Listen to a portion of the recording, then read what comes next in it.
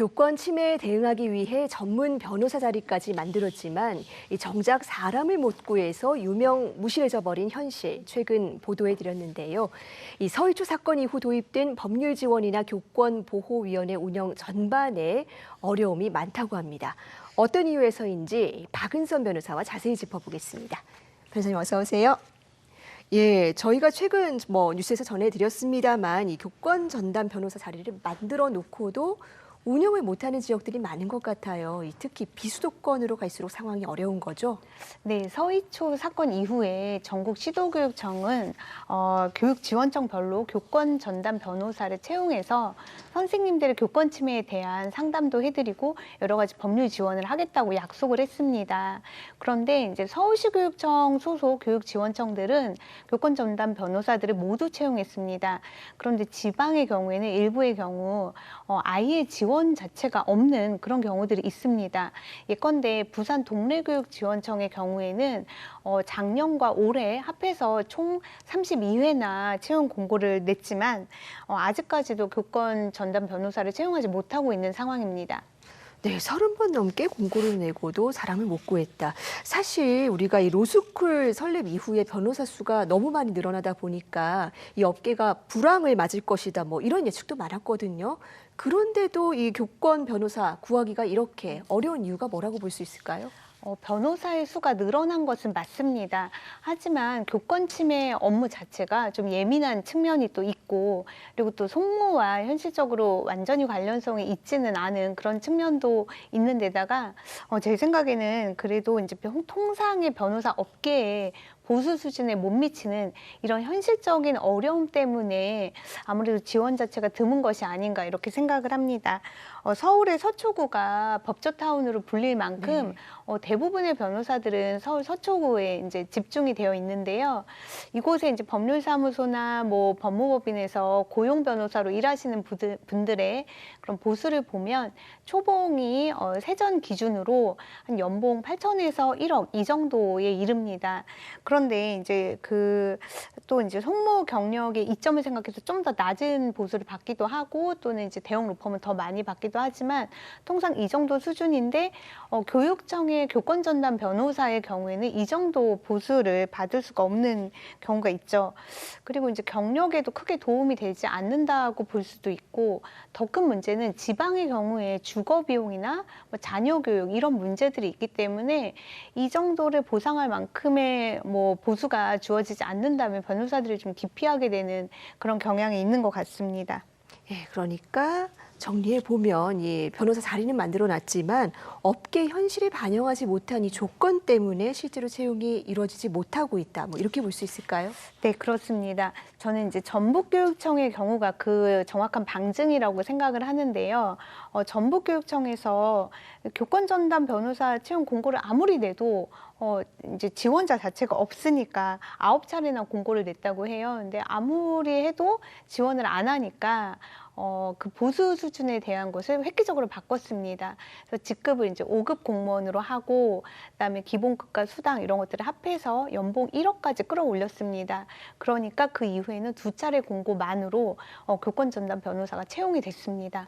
네, 사실 지금 학교 현장에 너무도 어려운 일들이 많지 않습니까? 그래서 교권 침해에 대한 굉장히 전문적인 지원이 필요한 상황인데, 그다음에 다른 교육청도 이렇게 전북 교육청처럼 좀 서울로 올려야 될 필요가 있지 않을까요? 네, 그렇지만 현실적으로 재정 지원이 허락하지 않는 교육청들이 있기 때문에 모두 이런 식으로 해야 된다라고 말하기는 어려운 것 같습니다. 네.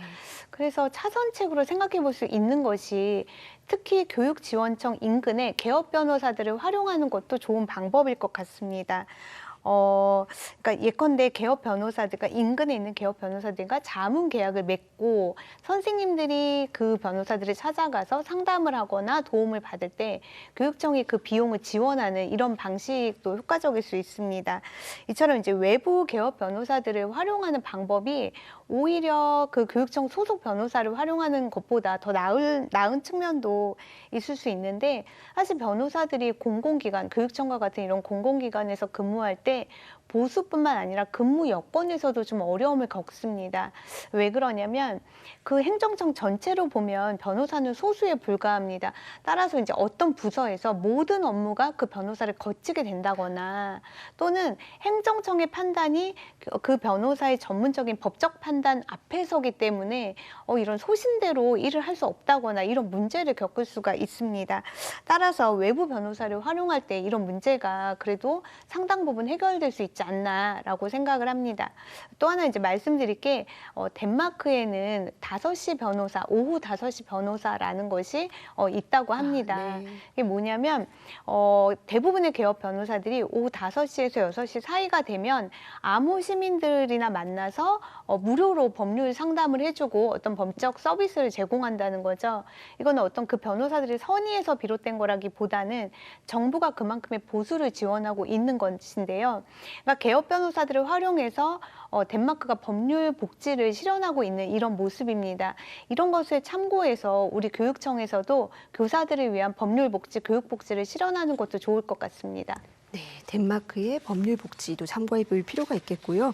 그런데 이 교육청이 이 교권 침해 전담 변호사 외에도 이 교사들 위해서 법률 비용을 지원하겠다 뭐 이런 구상을 밝힌 적이 있습니다. 이 제도는 실제로 잘 운영이 되고 있을까요? 네, 그 서희초 사건 이후에 또 시도교육청이 교사들에게 법률 비용을 지원하겠다 이렇게 약속을 했고 또 관련 공문들도 배포가 다 되었습니다. 그런데 실제로 교사들이 가장 필요로 하는 법률 지원은 뭐냐면 그러니까 내가 겪은 이 피해가 학생이나 학부모가 나에게 한 행동이 과연 교권 침해인지 여부 여기에 대한 판단 그리고 교권 침해가 맞다면 교권보호위원회를 어떻게 갈 수 있고 그 진행은 또 어떻게 되어야 하는지 이런 전반적인 도움 이런 것을 선생님들께서 굉장히 많이 필요로 하십니다.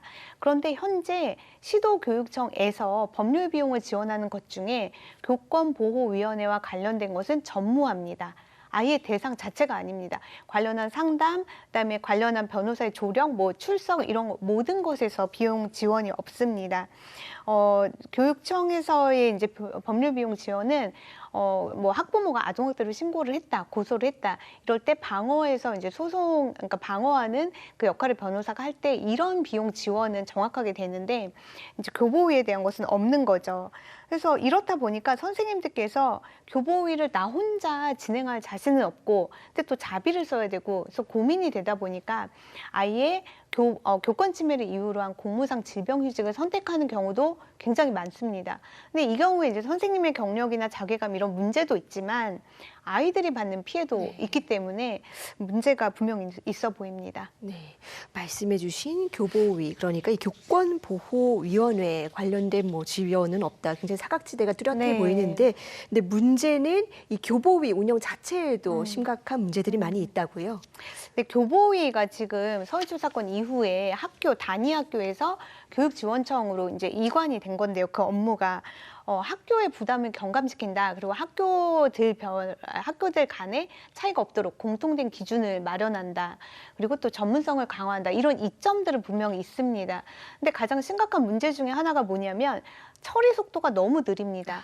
교육지원청의 인력은 소수인데 학교들마다 문제가 있으니까 모두 몰리게 돼서 처리 속도가 뭐 한 달, 2달을 기다려야지 교보위가 열리고, 근데 그동안 선생님은 계속 학교에서 아이를 만나는 거죠. 나의 교권을 침해한 학생을.